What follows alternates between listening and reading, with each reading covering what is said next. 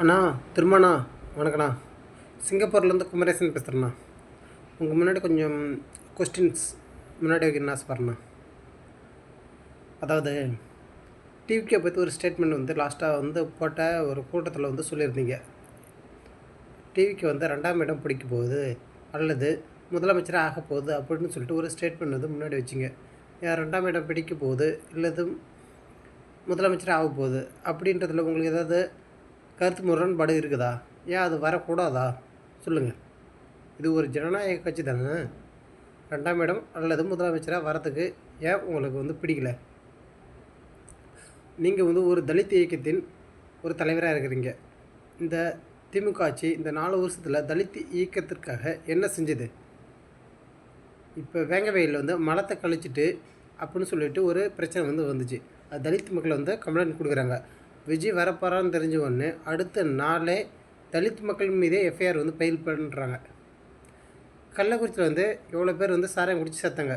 வேறு கம்யூனிட்டி சேர்ந்தவங்க அந்த 50 ரூபா பாக்கெட்டு சாராயம் கிடைக்கிது, சீப்பான ரேட்டில் சாராயம் கிடைக்கிது, அதனால் வாங்கி குடிக்க போகிறாங்களா? இல்லை, தலித் மக்கள் தான் அவ்வளோ பேரும் சாராயம் வாங்கி குடித்து செத்தாங்க. இது உங்களுக்கும் தெரியும்.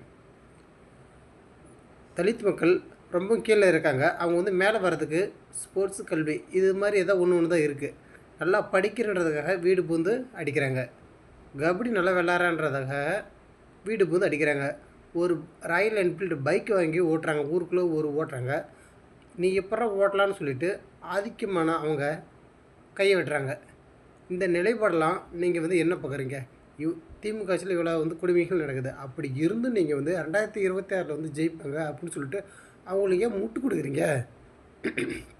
இப்போ 5-6 சீட்டு வாங்குறீங்க. 2026 10 சீட்டை கூட நீங்கள் வாங்குங்க. அப்போ உங்கள் சுயநலம் தான் முக்கியமா? சொல்லுங்கள். நீங்கள் ஒரு தலித் மக்கள் மீது நலன் இல்லையா? இதெல்லாம் உங்கள் மீது ஏற்படுகின்ற ஒரு கொஸ்டினாகவே இருக்குது. நீங்கள் மக்கள் மீது நிற்கிறதுன்றா இந்த 4 வருஷத்தில் எவ்வளோ தலித் மக்கள் மீது ஆதிக்கவாதிகள் அதிகாரம் செலுத்துகிறாங்க. அதை எப்படி நீங்கள் மீட்டு வருது அப்படின்னு நீங்கள் சிந்திக்க மாட்டேங்கிறீங்க அப்படின்னு தான் எனக்கு தோணுது. தயவு செஞ்சு இந்த 4 வருஷத்தில் தலித் மக்களின் மீது அதிகப்படியான வன்முறைகள் நடக்குது. இதை தவிர்க்கணுன்னா திமுக, அதிமுக தவிர்த்து வேறு ஏதாவது ஒரு கட்சி கண்டிப்பாக வரணும். நீங்கள் சப்போர்ட் பண்ணுங்கள் அல்லது சப்போர்ட் பண்ணாமல் கூட விட்டுருங்க. விமர்சனம் பண்ண தேவையில்லை. ஏன்னா நீங்கள் ஒரு நல்ல தத்துவமிக்க ஒரு தலைவர். அதனால் நீங்கள் விமர்சனம் வைக்காதீங்க. ஏன் அவங்கள திமுகவை ஃபீட் பண்ணி டிவிக்கே வரட்டுமே, இதனால் உங்களுக்கு என்ன பிரச்சனை சொல்லுங்கள். அதனால் டிவிக்கே பற்றி தயவு செஞ்சு விமர்சனம் பண்ணாதீங்க. அதுதான் எல்லாத்துக்குமே நல்லது, தலித் மக்களுக்கே நல்லது. நன்றிண்ணா.